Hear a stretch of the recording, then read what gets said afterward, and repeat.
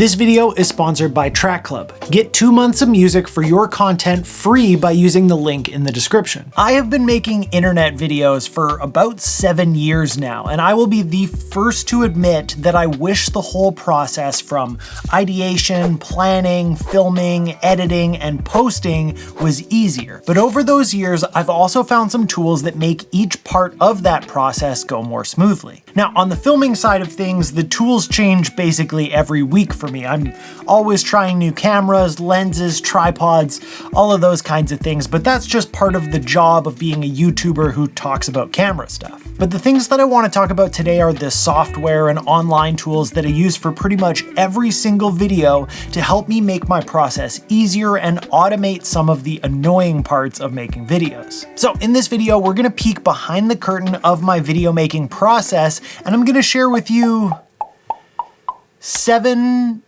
8, maybe 9 different tools that I use for my video creation. So secure the cup and let's get into it. First things first, I'm going to leave links down in the description to everything that I talk about today, so if you want to look into them more after you hear my little spiel about them, they'll be down there for you in the description. The first part of the process when I'm planning to make a video is to come up with some ideas for videos, pick which one I want to go through with, and then write the script or make the plan for that video. And I do my organizing and planning for that part of things in an app called Notion. Notion is free to use, and then there's a paid version if you want more features if you find yourself limited, but I'm pretty sure that most people would probably be pretty good with just the free version. Now, it's important to note that Notion does a lot of things, but I use it in probably the most boring and simple way for my video creation process. I have a Kanban board that looks something like this. There are stages of my process at the top, including idea, sponsored content, planning and scripting, filming, editing, awaiting sponsor approval,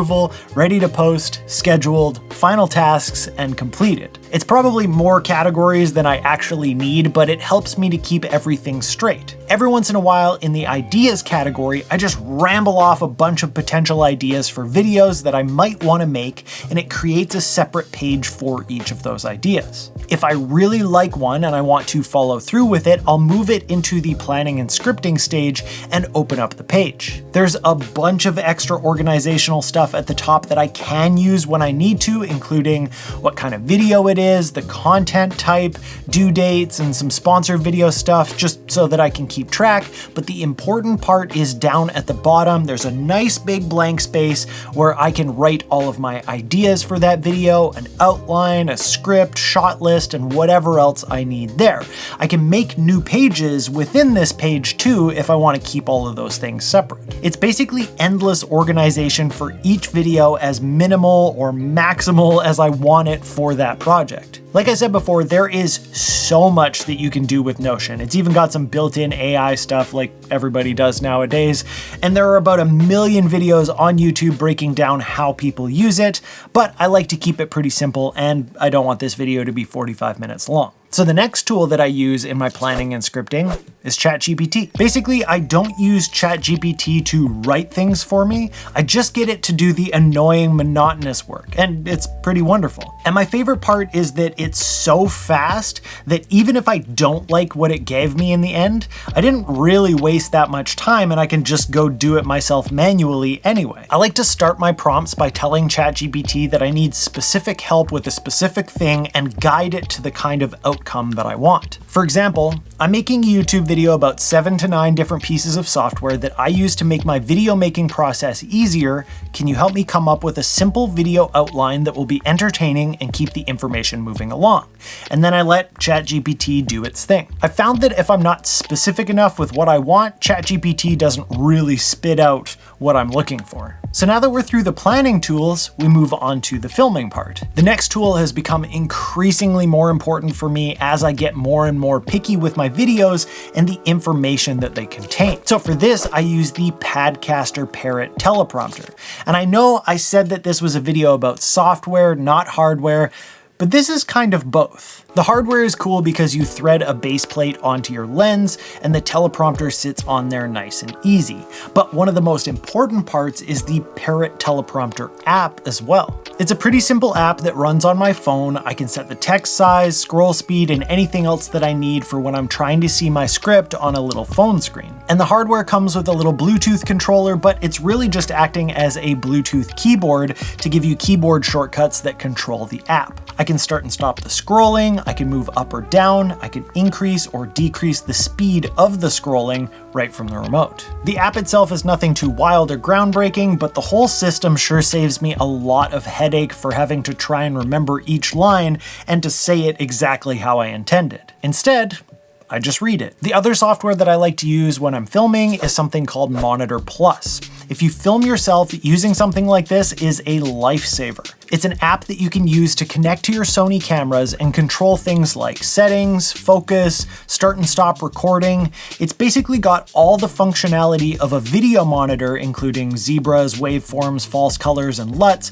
but it's on your phone or your iPad. And monitors typically don't give you the option to control the settings of the camera or start and stop recording, so it's even a step up in some ways. The only catch is that the connection with my cameras is, well, it's not always great.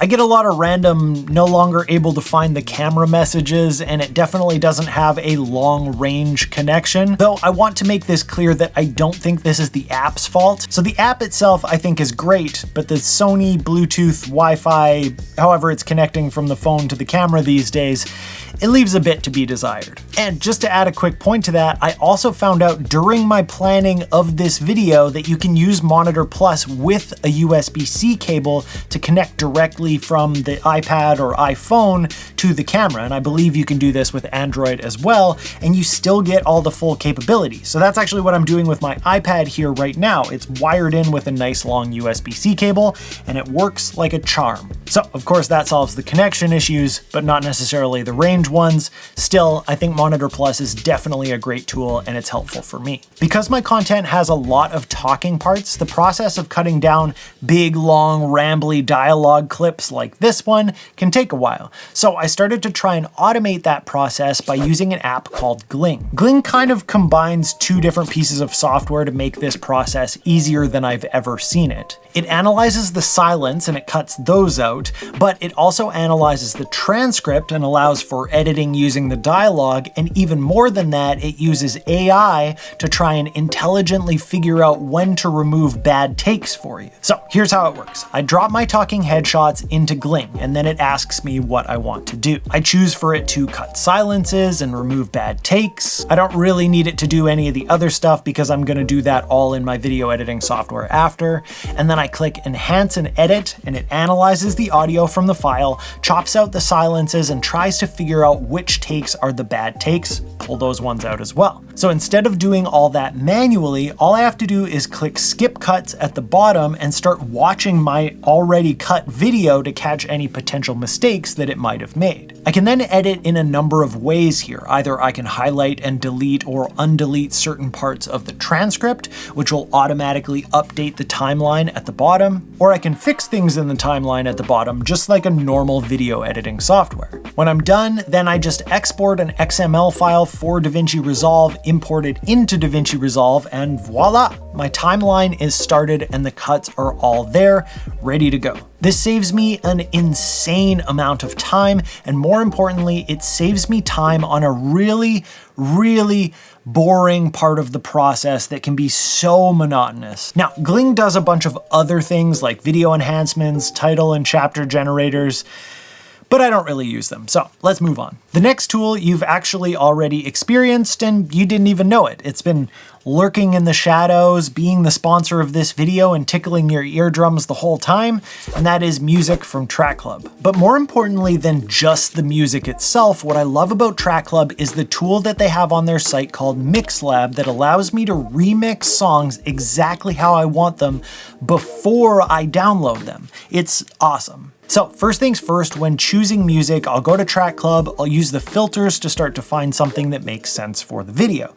So I'll choose a genre, instruments that I want, mood or energy of the song, and then I'll try some out to see what I like. And Track Club has really great quality music to choose from. It's giving music that you actually want to listen to, not stock library music. Now, once I've tried a couple of songs out and I've picked one that I like, I have the option to download the song, or I could download stems, which are broken down instruments of a song, and then I could put those back together in my video editing software. But that can be pretty annoying and messy in my video editing software, and it would be really nice if there was a way to have control of the stems without needing to download them all and reassemble them manually. And that's exactly what MixLab allows me to do. So let's click that little MixLab button, and then a pop-up will come up from the bottom and we can see all of the individual tracks included in that song. So if I want an instrumental, I could mute the vocals, I could solo certain tracks so I can hear what's going on there, I can change the volume of anything that I want to, and I can even change the BPM or the tempo of the song right there if I want. Then when I've got my perfect remix of the song, I click download, choose to download my mix, and I've got the exact version of the song that I need in a single file. No need to compile all the stems in my video editor or anything like that. Track Club and MixLab have made the whole process of music for my videos way easier and more seamless, and they're also a great supporter of this channel and the sponsor of this video. If you want to get 2 months of Track Club for free, use the link down in the description and try it out for yourself. Now, I've mentioned my video editing software several times already, but it's so dang important that I'm just gonna say it again. Blackmagic Design DaVinci Resolve. And if you've been around the channel for a while, you probably already know that I use this software since I make lots of videos about it, so I'm not gonna go too deep into it in this video. But I do want to definitely include it here because it's such a central part of what I do, and because since I switched to it, my process for creating videos has gotten a lot smoother, better, and more enjoyable. I do have the paid studio version, which means I get all the advanced features, performance improvements, and more, but even the free version of the software is so powerful that I just can't recommend it enough. Beyond that, Resolve is like a bunch of different softwares all built into one. The editing page works like a normal nonlinear editor, the Fairlight page is a full-fledged audio application, the color page is literally an industry standard piece of color grading software in film and TV, and Fusion is a compositing and effects software that rivals Adobe After Effects. After each video is done, the work doesn't quite stop. Now I have to post these things onto the internet, because if a creator makes a video and no one sees it, did they really make a video? So I use a couple of tools to help me come up with titles for the video, and I'm gonna lump them together here. The first one is called Title Exploder, and it's by a company called Spotter. This one's pretty new to me, but it's been pretty cool for the last couple of videos. Title Exploder allows you to come up with a title by using AI to give you some options adjacent to your original title idea. It allows you to reword, rework, or find alternate versions of what you might want to call your video. This is just a great tool to get the creative juices flowing for making my video titles. And then I use a tool called Headline Studio by CoSchedule to make sure that my title is actually good. Here I paste in the title that I think I might want to use, I tell it that the plan is for it to be a YouTube video, and it gives me a title score. But more importantly, it breaks down why it gave me that title score so that I can then improve the title and try to improve the score. Generally, once I've got a title that's in the green, which is anything over a 70 score, I'll pretty much go with that unless I think I might be able to do better. Headline Studio also has some AI tools that try to help you find alternate versions or improve on your title, similar to Title Exploder, but the real gem here is that score system. And then we have something called Morning Fame. It's kind of like having a YouTube channel manager that helps you choose video ideas, see what works and what hasn't worked, pick titles, descriptions, and tags that will help the search optimization for your video. You can also go look at what other channels are similar to yours and what they've been up to, what's been working over there and what hasn't. There are some very cool tools in Morning Fame, and I don't think enough people are using it to try and optimize their YouTube channels. Honestly, I probably don't even use it as much as I should in the planning and analytics side of things, but it definitely comes in handy in almost every video in some way, especially for keyword optimization and tags. If any of these tools seem interesting to you, again, I've left links down in the description for you to check them out. I hope that something in this list makes your video creation process easier and more productive. And if you found this video helpful and you made it this far in the video, you could like and subscribe, or you could leave a comment down below letting me know whether you like smooth or crunchy peanut butter.